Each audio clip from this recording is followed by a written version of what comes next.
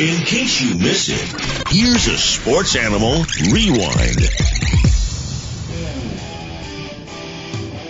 Let's talk college football. It's time for the Sports Page Summer of College Football, presented by Buddy Gregg RVs and Motorhomes, our daily preview of teams and conferences around the country for the upcoming college football season. Find Buddy Gregg RVs and Motorhomes on their Facebook page, their website at buddygregg.com, and follow them on Twitter at Buddy Gregg RVs. Now let's take a look at the Mississippi State Bulldogs. Vince Ferrara, Mike Strange, our team-focused Mississippi State. Why don't we take a look at Mississippi State with the help of Matthew Stevens, who covers the Bulldogs for the Commercial Dispatch out of Columbus, Mississippi, here on the New Sentinel Sports Page. Hey, Matthew, Vince, and Mike, how you doing this morning?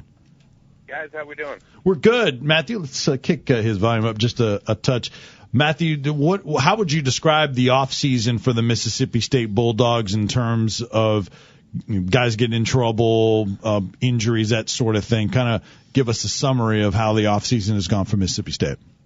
It's actually pretty quiet. The Will Redmond thing that happened about a month ago had kind of already happened. They were just kind of waiting for the NCAA to give a ruling on it. So it's really the only thing that's happened, I would say, off the field in a negative aspect for Mississippi State. It's been kind of quiet. Guys have been keeping to themselves. The spring was kind of less than newsworthy in the sense of injuries or, big losses for the team significantly. So it really has been exactly kind of what Dan Mullen has kind of wanted in an offseason at Mississippi State here in Starkville. It's just kind of been quiet, and Mississippi State's kind of keeping below the radar here among SEC powerhouses, and that's kind of, I think, how the coaching staff wants it to be every year.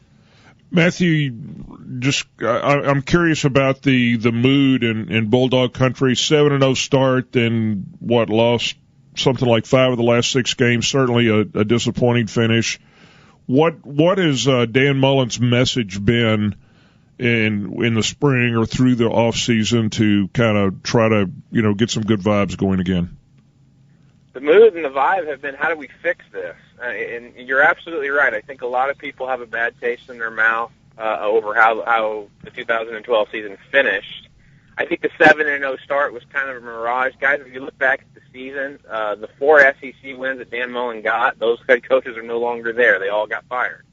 So if you wanted to get fired, you had to play Mississippi State and get beat in the SEC. But it seemed like there was a lot of hype around the 7-0, and they go to Tuscaloosa and basically get stomped in Bryant-Denny Stadium. They're not the only ones it's ever happened to, and the snowball kind of got rolling downhill real bad for them right then. And then, of course, the Gator Bowl on New Year's Day really didn't send a whole lot of people, give a whole lot of people a lot of happy faces either. And there are a lot of questions about, Tyler Russell, the offense, and a lot of the guys that are coming back simply because of that Gator Bowl performance. Guys, I think if Tyler Russell doesn't throw 4 interceptions in that Gator Bowl, we're not really having a whole lot of debate as to what kind of season he's going to have, because he set every passing record known to God's green earth in the Mississippi State record book last year, and I really suspect that he could have an even better year this year. But that last performance on New Year's Day is the last thing that people see, and as you guys know, the last thing that people see is usually what they take home to the bank, and that was Tyler's worst performance on a football field that I've ever seen him play.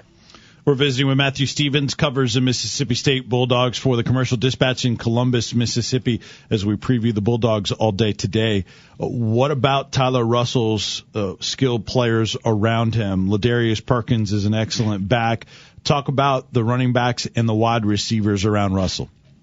Well, they have Ladarius Perkins, but I still think, like Dan Mullen's always done, even going back to his days at Florida, it's going to be a running back type of committee type of thing, because Ladarius Perkins, quite frankly, guys, really isn't a guy you can hand the ball to 25, 30 times consistently and expect that kind of production. So they're going to go to a Derek Milton. They've got a lot of guys coming in from the 2 years ago's recruiting class that redshirted, classic Dan Mullen style again, to redshirt the incoming freshman. They've got a Josh Robinson that is a different kind of style than Ladarius Perkins, and a completely different style from Derek Milton. So they have 3 backs right now with Perkins and Robinson and Milton that they can really kind of focus on. And I really suspect, guys, what we saw in the spring a lot was, Tyler Russell under center, a pro-style offense, And we saw a lot of stretch plays, a lot of handing off to the running back. The guys that are going to be behind Tyler Russell are going to be a big deal because I think Mississippi State's going to try to run the football and establish a time of possession kind of ground game really, really early because these wide receivers are so new. You have no returning wide receivers from last year's team. A lot of talent in Robert Johnson, Jamion Lewis, the 5'9" speedster who's been on special teams but hasn't done anything offensively, and then Joe Moore, who was a 4-star recruit from nearby here in Ocean Springs, who really hasn't done anything yet. And a JUCO transfer named Jeremy Tyler from Texas, who they're really, really happy, surprised and happy about. But none of those guys have really done anything on the football field in significant games. So Tyler's got to get on the same page with them and really kind of figure out who he feels comfortable with really early. But I think the running game is going to be really important because those are guys that have returned. They've done things in significant games, and Tyler can get a real good sense of how to get comfortable with those receivers on 3rd and 4 instead of 3rd and 14. Tyler Russell you said you thought he could even have a better year this year. What are his strengths? Is he the complete package? What does he got to get better at? What kind of leader is he? The reason I say I think he can have a better year than he did last year is because he's really kind of integrated himself, and Dan Mullen's kind of molded his coaching style into what Tyler does best, and that's really kind of the classic drop back passer that Dan's offense is kind of always should have been. And I think Dan, Tyler being a fifth-year senior and Dan being a fifth-year coach, they basically kind of decided, hey, look, what do you want to do? How do you want to do it? What suits you best? And for the first time ever in the spring, we kind of saw Tyler kind of go, okay, I like this, I don't like this. There's a lot of input being given by a fifth-year senior quarterback and what Dan Mullen has always wanted. And I think you're going to see a more pro-style type of offense out of Mississippi State. I think you're going to see Tyler less out of the gun, more under center, doing the more traditional drop-back kind of passing type of things that you would normally have seen had he gone to an Alabama, which was his other choice coming out of high school. And I think Tyler being more comfortable with that type of an offensive system is really going to allow him to have more confidence and then allow him the opportunity to have better success. Even if the skill guys around him aren't as experienced, the talent level is pretty much the same. It's just a matter of getting comfortable with them offensively. And if he does that, yeah, he can put up the same type of numbers and have the same type of success. Matthew, why hasn't Dan Mullen adapted the offense more to Tyler Russell and his players before? Is it because Russell wasn't ready for it, or what's the reason for that? They've never really gotten on the same page, in my humble opinion. And the funny part about it is, guys, I think there's just a trust level that Dan needed to have with him. It started to develop last year when Tyler was finally given the starting role. You guys forget that, as of 2 years ago, he was splitting time with Chris Relf because Chris Relf was a completely different type of quarterback.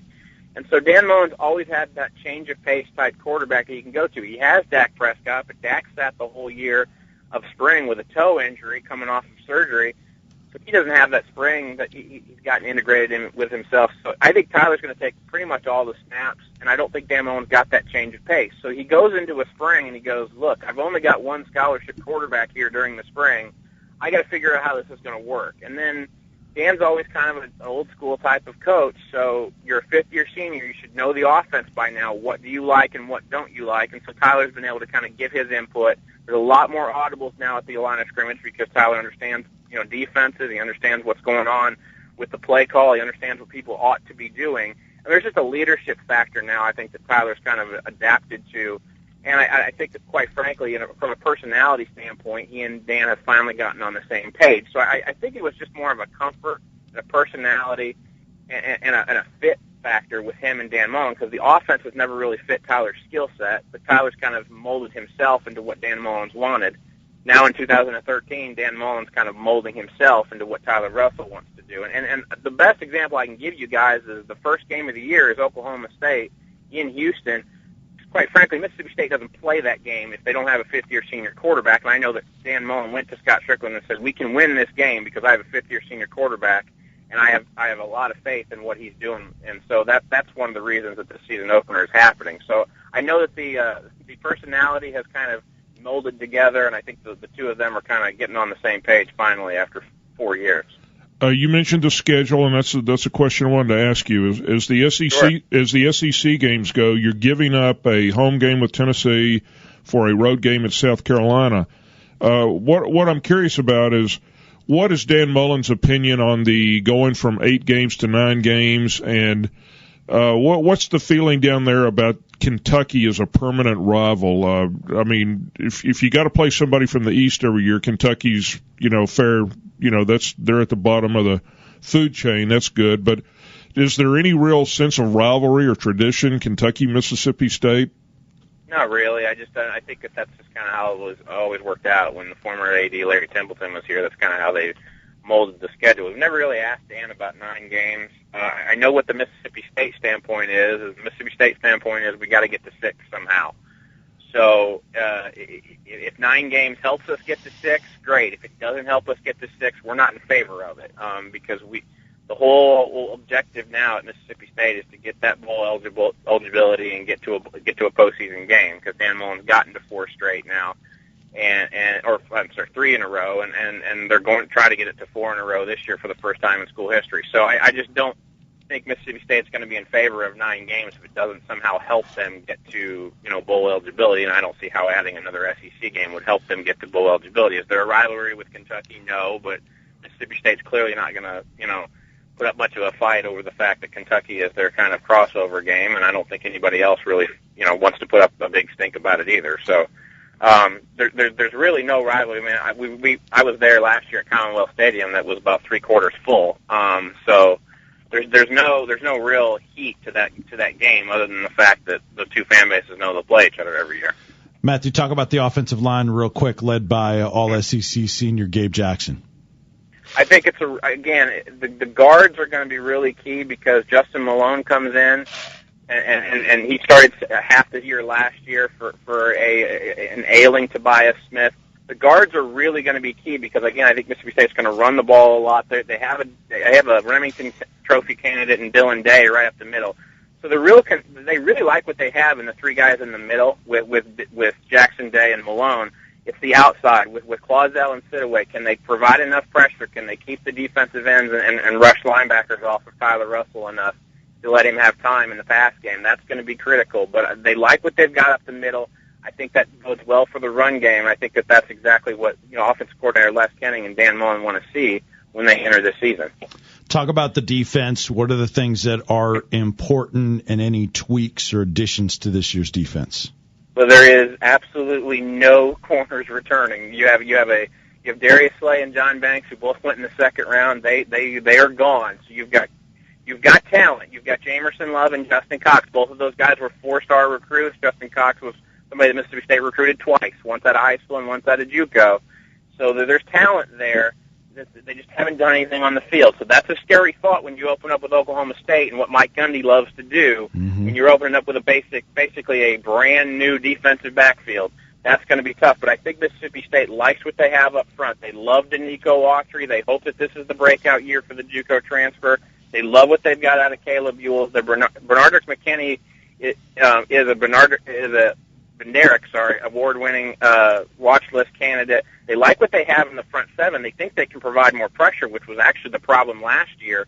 And so the problems have kind of flipped on defense. They have absolutely no returning depth in the defensive backfield, but they have a lot of guys returning up front in that front 7, and if they can cause some havoc. And quite frankly, they're going to have to before the defensive backfield can get their feet wet. Quick word on special teams, Matthew. Sure.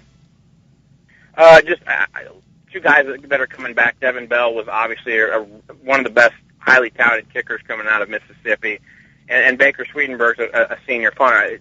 The special teams, I think, is so interesting because Dan Mullen actually coach. They don't have a special teams coach at Mississippi State. Dan Mullen does that personally. Mm-hmm. So when you have I think one of the keys in the return game is going to be Ladarius Perkins. You're going to see him, returning punts, maybe even returning kicks.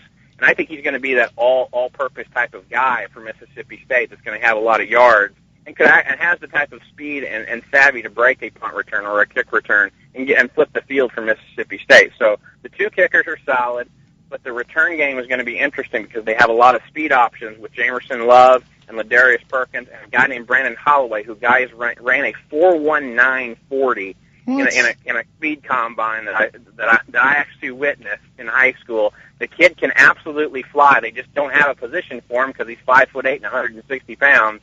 But that's a perfect spot for special teams, and I think he could earn a spot, in the return game in that regard as well. Wow, that is ridiculous. Mike asked about the schedule starting with Oklahoma State.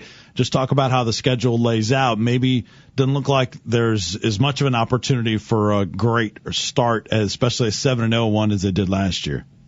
Well, I think the two big, obviously, I say this every year, guys, but the coin flip game for Mississippi State is Auburn. It always is, and it always will be, because they play that game so early, and it basically gets Mississippi State's season started on the right foot or the wrong foot. If they can go to Auburn with that new head coach and Gus Malzahn and win a game in Auburn like they should have done 2 years ago, then they're off to the kind of start that they need to have, and then they're possibly 3-1, maybe even 4-0 when LSU comes to town on October 5th. So they're going to be the underdog. I really think in the season opener in Houston against Oklahoma State, but they can win that game because I think they feel like they can score. I don't think they feel like Oklahoma State can stop them. So they could possibly be 4-0 when LSU comes to town on October 5th. Then you've got 2 more games there. They would like to get as close to bowl eligibility as possible before they travel to South Carolina on November 2nd, because the month of November is just an absolute gauntlet again, just like it was last year. At Carolina, at A&M, Alabama, at Arkansas, Ole Miss. So basically, you're trying to find 2, maybe even 3 more wins in that gauntlet. Probably 3 is a little bit stretching it, but if you can find 2 wins there, now you're looking at another 7 or 8 win regular season like they had this year. Well, where are you from a win total for Mississippi State? It's kind of it's a real weird situation, because if they start out, I would say 2-2 early on, and they lose that game at Auburn, they lose that game at Oklahoma State, you're staring 5-7 straight in the face at that point.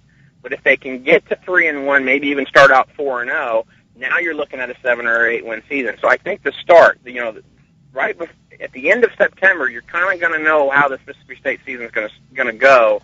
It could be anywhere from 5 to 8 regular season wins in my picture, guys.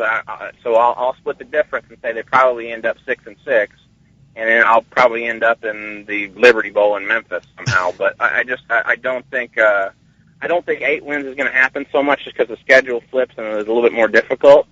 But if they get off to that kind of a decent start and get the snowball rolling a little bit, maybe they can get some momentum, and maybe Tyler Russell can have another record-breaking season. So it's anywhere from 5 to 8, I would say, with the ceiling being 5 and the basement being, the ceiling being 8 and the basement being 5. Well, if you end up in the Liberty Bowl in Memphis, we'll certainly be jealous of that. So, Matthew, I hope you have fun with that if that's what happens. So that'll be that.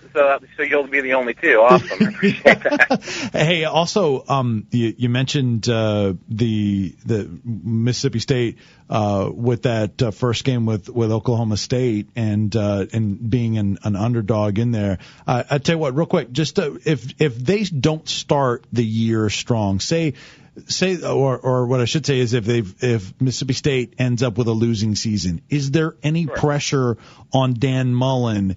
Any rumblings about them wanting to move on from Dan Mullen if this is a disappointing season this year? It's so weird, guys, because 2 years ago we were talking about what job Dan Mullen's going to take, right, and leave Mississippi State for. So it's real weird how it flips. I'll put it into perspective for you guys. Currently, Dan Mullen is the 4th winningest coach in Mississippi State football history. So what you've got here is, I really think that if Dan Mullen can get this team to another bowl game, even if it means a 6-6 season, there's really not going to be that much rumbling. I think a lot of the rumbling, guys, actually happens outside of the state of Mississippi. It doesn't happen inside the state of Mississippi. So I don't think that there's a lot of rumbling among the alumni or the boosters or the athletic department at all to make that kind of a move, because they understand the kind of success that Dan Mullen's brought to Starkville and the kind of recruiting success he's continued to have year after year. Well, you can track Mississippi State at the Commercial Dispatch in Columbus, Mississippi. You can follow Matthew on Twitter. It's Matthew C. Stevens, Stevens, for more on the Mississippi State Bulldogs.